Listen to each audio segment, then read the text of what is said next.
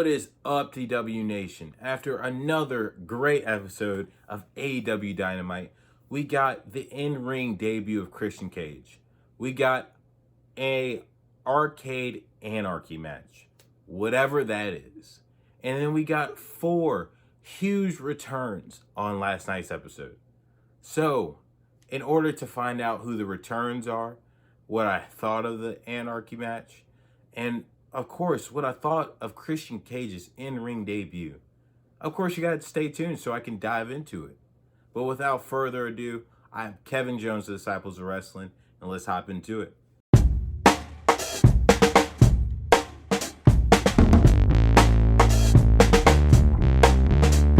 So, the first match of the night is, of course, Christian Cage's in-ring return. His first singles match in 7 years. And he's going up against Frankie Kazarian of SCU. And these two go way back. The last time these two collided in the ring was in 2007 in TNA. Yeah, remember the 6-sided ring? That's how way back it went. So, we actually start off in the feeling out process, and it was dead even between these two, as they know each other so well. And then Kaz hits a wicked elbow, knocking Christian Cage out of the ring. When Christian tries to get some momentum, he runs and Kaz back body drops him into the ring. Now Kaz has swift control throughout this entire time. Christian wants to hit a swinging DDT, but then Kaz reverses and even pushes him off the top rope onto the outside of the ring. Now eventually Christian does get this swinging DDT in. He goes for a diving headbutt and misses. And then of course Kaz capitalizes, hitting a nice springboard leg drop for a near fall. Now he goes for this nice crossface chicken wing submission that he's been using recently on AEW Dark to pick up some nice wins. But he goes for this attempt and then misses. Then Christian goes for the kill switch and then he misses.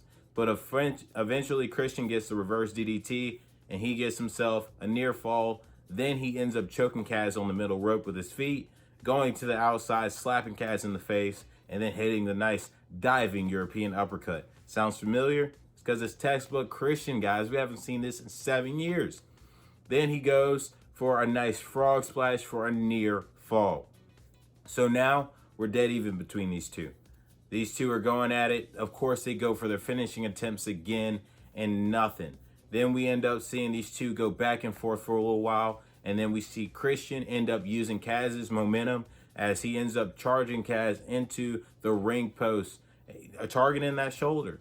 But he ends up, as Kaz is dazed and confused, Christian goes for the kill switch for a nice win. I'm super happy with this. I'm glad, of course, we knew he was going to get the win, but in a phenomenal match. I'm super happy to see Christian back. It looks like he's getting comfortable being in the ring again. And since with his first televised match back in an AEW ring and against someone he knows super well with Kaz, this was a phenomenal match.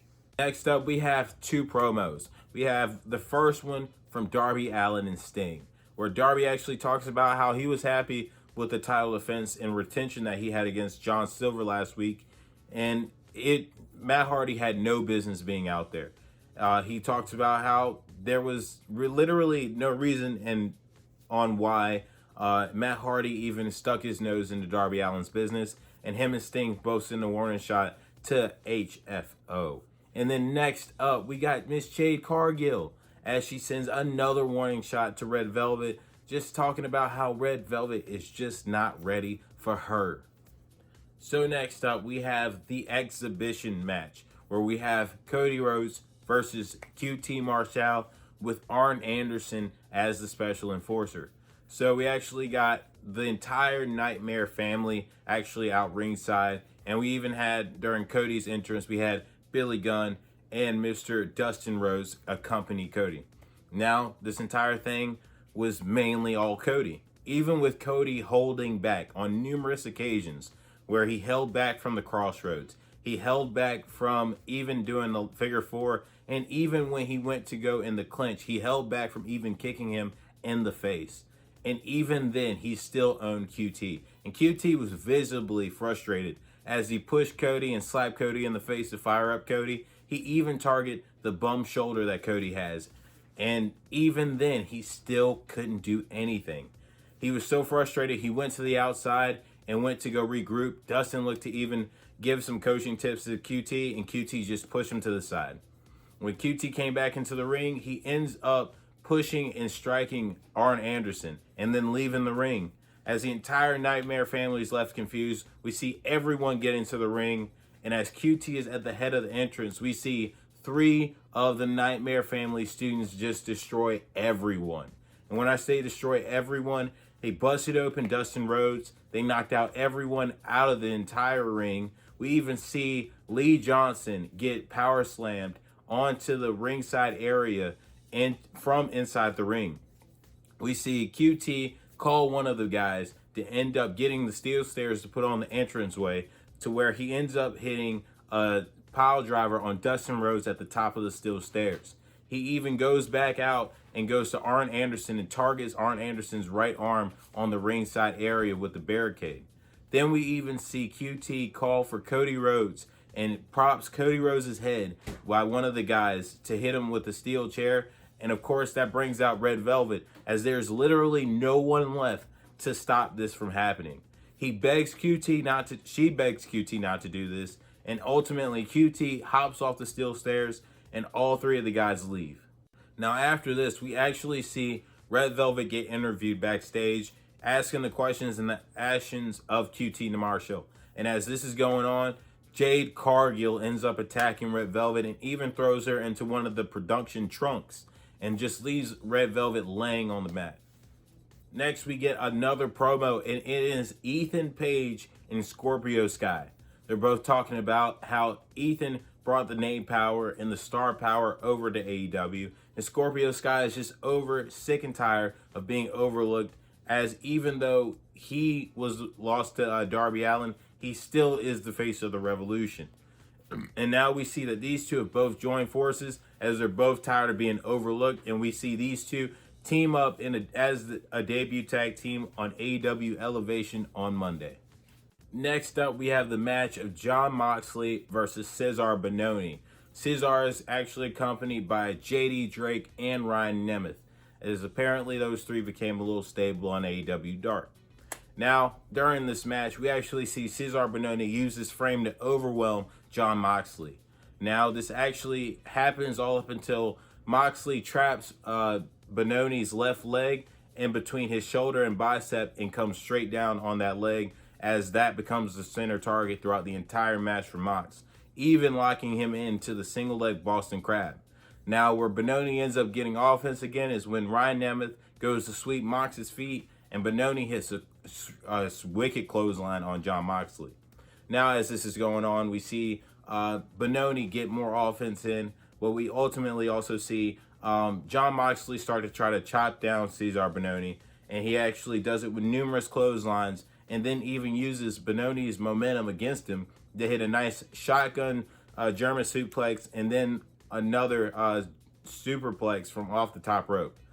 Then, of course, we see while Jon Moxley goes for a cross arm breaker, JD Drake actually gets on the apron to distract the ref, and Ryan Nemeth comes in to hopefully try to knock out Jon Moxley to get the win for Cesaro. But Mox ends up hitting the paradigm shift on Ryan Nemeth, and then when Cesaro Bononi goes for a pump handle, actually Mox ends up reversing it, getting the sleeper hold for the win. Next up, after the match, we actually have MJS Gift to the Pinnacle. And it's a stylist. Yeah, they get a stylist for the room that they stole from the Inner Circle. Now they're checking out the colors, and MJF's talking about how the room's filthy and even looks to redo the bathroom. And as he opens the door, we see Chris Jericho, Sammy Guevara, and Santana and Ortiz. So MJF shuts the door. He says, "We need to leave right now." And as he opens up the entrance door, it's Jake Hager. And Jake Hager punches MJF in the face, and we see the brawl, where Inner Circle's owning the Pinnacle. We see Sammy Guevara take out Shawn Spears. We see Santana and Ortiz take out FTR and Tully Blanchard, even leaving Dax Harwood bloody up. Then we see Jake Hager and Wardlow, these two hosses, go at it, and Jake Hager takes out Wardlow. Then we see MJF and Jericho go at it, where Jericho shoves MJF's face into a toilet and then throws him into the vending machine. Yes. And Jericho said, this is only the beginning, and I am happy for this one. Next up is an interview for the Young Bucks after this serious beatdown. And of course, they're getting asked about their boy Kenny Omega and the actions of last week. And the Young Bucks said, we're not answering the questions about it. Every time we get interviewed, it's about something bad. We're moving on from it. And of course, this brings the invisible hand, Don Callis. And he talks off Nick Jackson and Alex Marvez. But he stays to talk to Matt Jackson. He goes, dude, I'm just confused. You just can't get it right when it comes to your family. You couldn't protect your dad from Jericho and MJF. And Omega, he saw you guys as family. He had the opportunity to go for Stardom, but he chose you guys because he sees you guys as family. And then you let him down last week. You let me down because you let down Kenny. And then as we see Matt Jackson visibly get angry, Don then goes to smack Matt Jackson. Like, that was a great idea.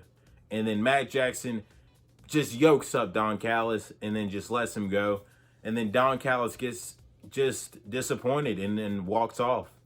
Next up, we got a beautiful trios tag team match as we get Kenny Omega and the Good Brothers versus Laredo Kid and the Lucha Bros. The Lucha Bros and Kid both attack Kenny Omega and the Good Brothers during their entrance. And then this thing breaks down as the Lucha Bros get their own little super kick party going on. And then we see a trios dive from those three onto Omega and the Good Brothers. And then, of course, we see Omega and Laredo Kid starting things off. Kid is actually dominating for the most part of the beginning of the match, all up until Omega gets a nice floating clothesline to where he goes for the tag and gets in Big Doc Gallows. And Doc Gallows ends up taking control with help of Carl Anderson. And they're just too much for Kid. Kid can't do nothing with their tag team work, as these three even get a nice trio splash in. But when Doc Gallows is tagged back in after literally the whole team gets in, we actually see Laredo Kid reverse Doc Gallows for a nice swinging DDT. And he tags in, of course, Penta.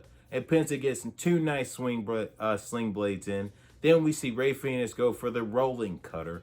And then, of course, we see these three team up again as we see Laredo Kid go for a nice springboard moonsault. We see Penta go for a nice double stomp. And then we see Penta go for the swanton. And then, of course, as they're doing their phenomenal teamwork, we see this thing break down as Omega and the Good Brothers clean house. And this leaves Laredo Kid and this leaves Kenny Omega once again like we started this match. And then we actually see Laredo Kid go for a nice diving attempt where it looked like he was going to go for a Hurricane Rana off the top rope, but he gets caught by Kenny Omega for a nice power bomb into the V trigger for a near fall. And then, of course, we see Kenny go for the one winged angel, which was reversed nicely by Laredo Kid. But we actually see this thing break down again where everyone gets involved. And it was insane. But we actually saw this time the Lucha Bros take out the Good Brothers.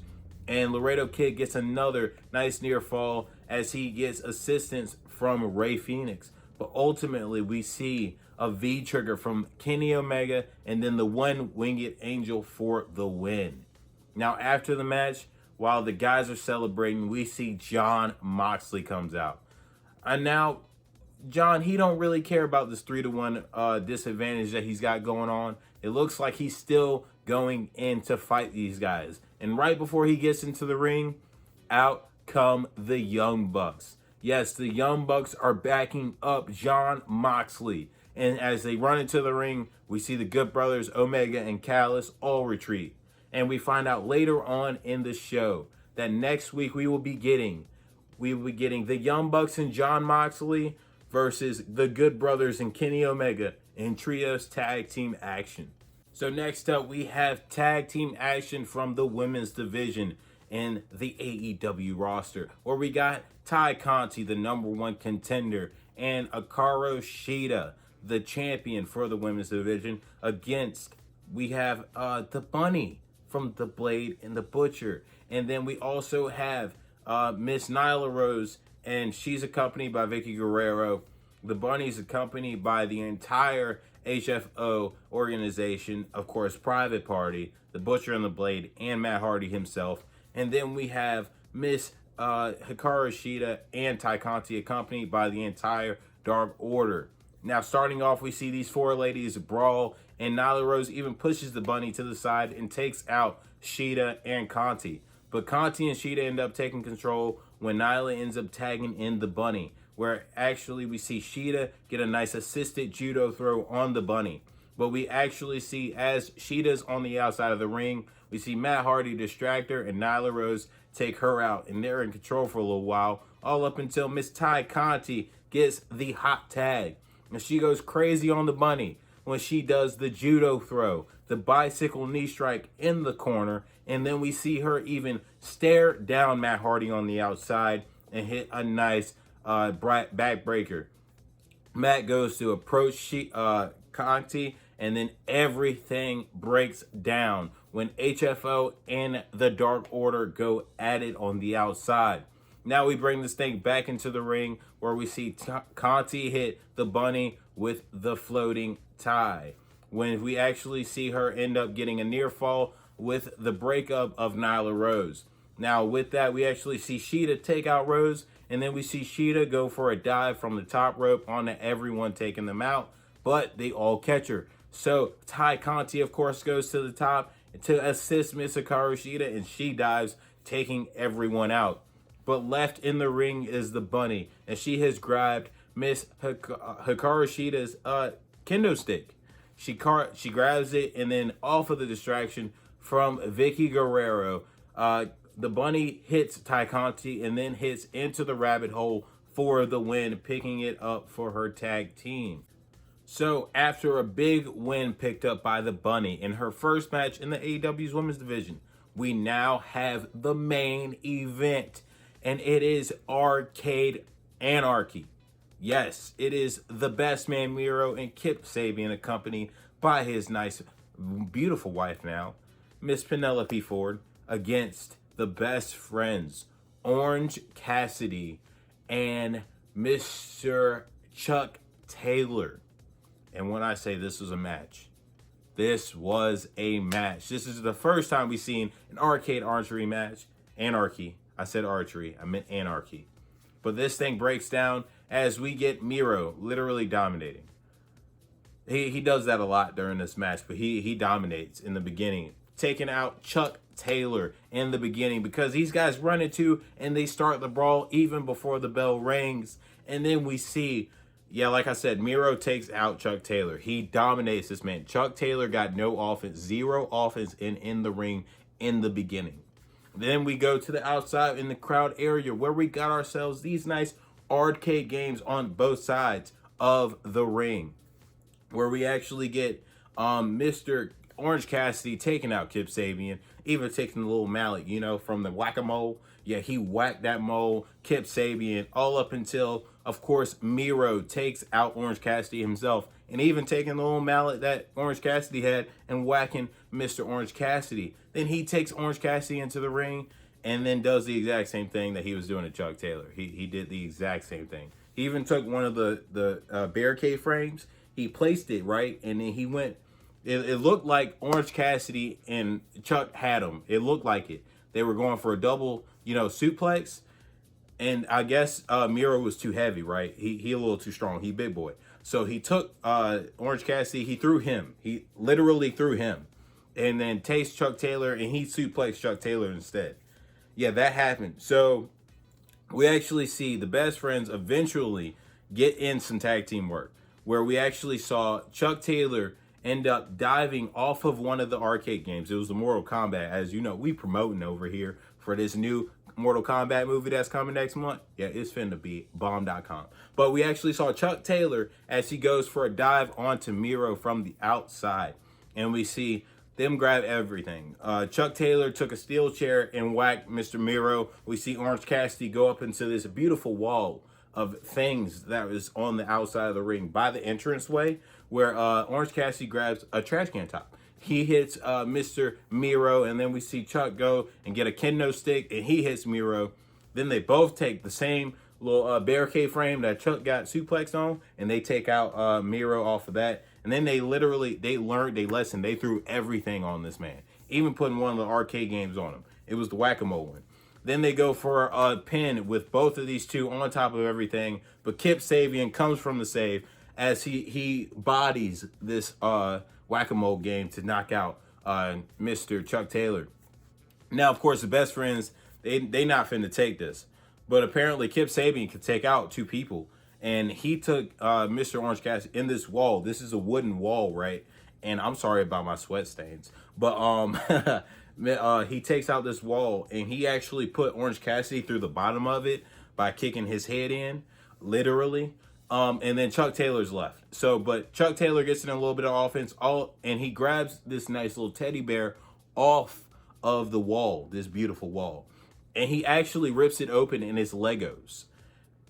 Y'all seen thumbtacks in this last unsanctioned match, but boy, you know what's annoying? Stepping on some Legos. So we actually see this play into effect as Chuck looks to get in some offense, but we actually see Kip Sabian reverse what looked like it was going to be a superplex into a power bomb into a near fall broken up by Orange Cassidy.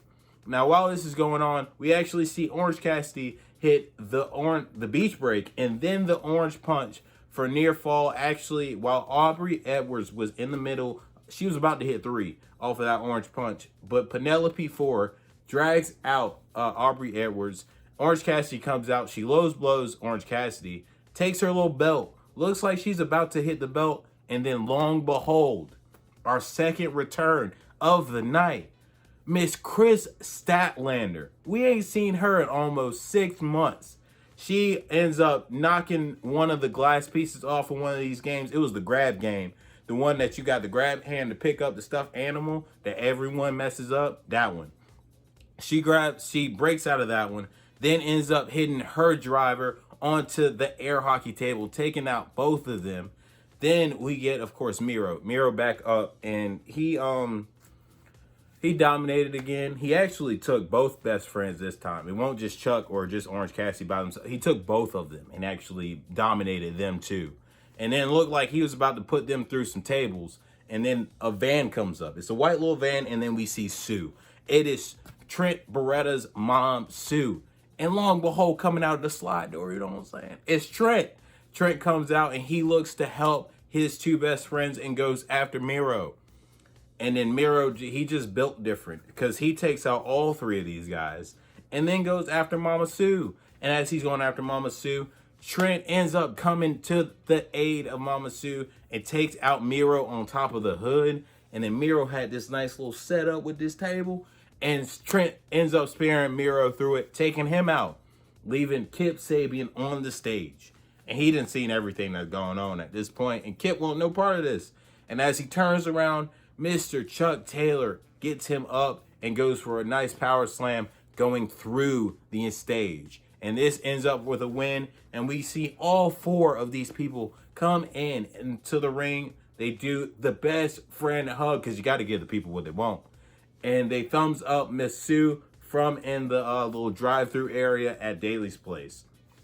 Overall, a phenomenal way to end a great show. There was phenomenal wrestling from start to finish of this show.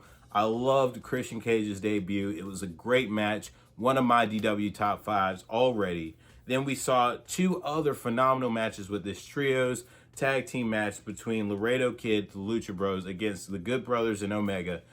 And it was phenomenal in this arcade anarchy match. And we saw the return of the Inner Circle getting their comeuppance over the Pinnacle. We saw Chris Statlander come back after 6 months with having to get knee surgery. We see the returning Trent Beretta as he was out for the last 2 months. We see the return of Mama Sue.